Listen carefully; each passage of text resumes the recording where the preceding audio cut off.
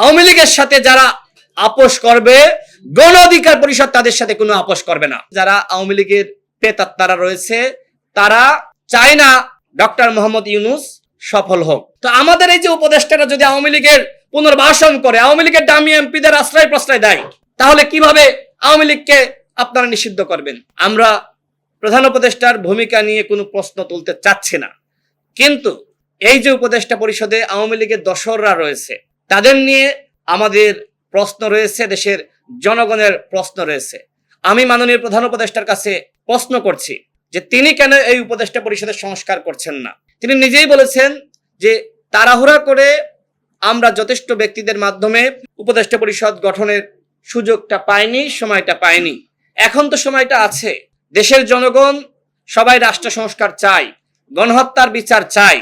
সুতরাং এই যে জনগণের ম্যান্ডেট, এই ম্যান্ডেট কাজে লাগিয়ে তিনি যোগ্যতা সম্পন্ন ব্যক্তিদের মাধ্যমে এই উপদেষ্টা পরিষদ পুনর্গঠন করতে পারেন, কিন্তু কেন করছেন না? কি কারণ? তার আশপাশে যারা আওয়ামী লীগের প্রেতাত্মারা রয়েছে তারা চায় না ডক্টর মোহাম্মদ ইউনূস সফল হোক। এই কারণেই এই উপদেষ্টা পরিষদ পুনর্গঠিত হচ্ছে না। দুইজন উপদেষ্টার নাম বলবো। দুইজন উপদেষ্টা, একজন হলেন আদিলুর রহমান শুভ্র, আর একজন হলেন আমাদের রেজনা আপা। তারা মিলে তিনজন দামি এমপিকে জামিনের ব্যবস্থা করেছেন।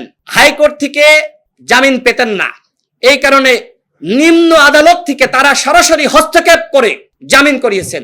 দুইজন উপদেষ্টা, একজন হলেন জনাব আদিলুর রহমান শুভ্র, আর একজন আমাদের রেজনা আপা। এর মধ্যে একজন দামি এমপি স্বয়ং ঝিনাইদহে, আপনারা খোঁজ দিয়ে দেখেন, গোয়েন্দা সংস্থা আছে, আমাদের প্রশাসন আছে, সবাই জানে, এমনকি সরকারের অন্যান্য উপদেষ্টারাও জানে।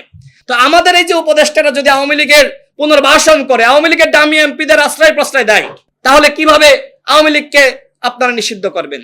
এমনকি আর একজন ছাত্র উপদেষ্টা আরেকজন দামি এমপিকে পাশে বসিয়ে বিভিন্ন সেমিনার করে, বিভিন্ন অনুষ্ঠান করে।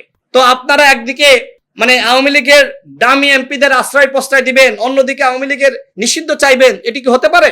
এই উপদেষ্টা পরিষদকে আমি স্পষ্টভাবে বলছি, আওয়ামী লীগকে যদি আপনারা নিষিদ্ধ না করেন তাহলে কিন্তু জনগণ আপনাদের বিরুদ্ধে আন্দোলন সংগ্রাম শুরু করবে।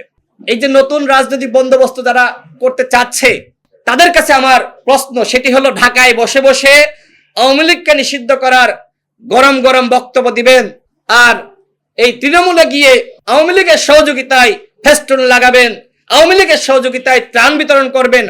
What is this? এই যে মুনাফিকি, এই মুনাফিকি আচরণ করে কোনোভাবেই নতুন রাজনৈতিক বন্দোবস্ত স্থাপন করা যাবে না। আওয়ামী লীগের ব্যাপারে ঢাকায় যেমন গরম বক্তব্য দেন, ঠিক তৃণমূলে গিয়েও একইভাবে কাজ করতে হবে। আওয়ামী লীগের সাথে যারা আপোষ করবে, আমি ঝিনাইদহের জনগণকে বলবো, আমি ঝিনাইদহের প্রশাসনকে বলবো, যারা আওয়ামী লীগের সাথে আপোষ করবে তাদেরকে বিন্দু পরিমাণ ছাড় দিবেন না। আমাদের আপোষ অন্যান্যদের সাথে হবে। আমরা যারা ফ্যাসিবাদ বিরোধী লড়াই করেছি আমাদের মধ্যে আপোষ হবে। আওয়ামী লীগের সাথে যারা আপোষ করবে, গণ অধিকার পরিষদ তাদের সাথে কোনো আপোষ করবে না।